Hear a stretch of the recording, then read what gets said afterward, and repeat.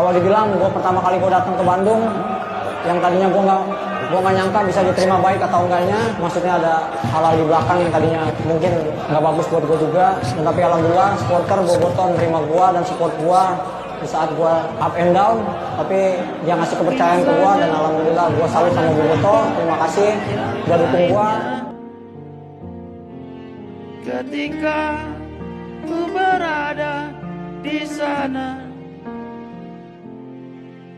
akan tetapi perasaanku sepenuhnya ada di Bandung. Rumah barudak, well. Yang bersamaku ketika itu.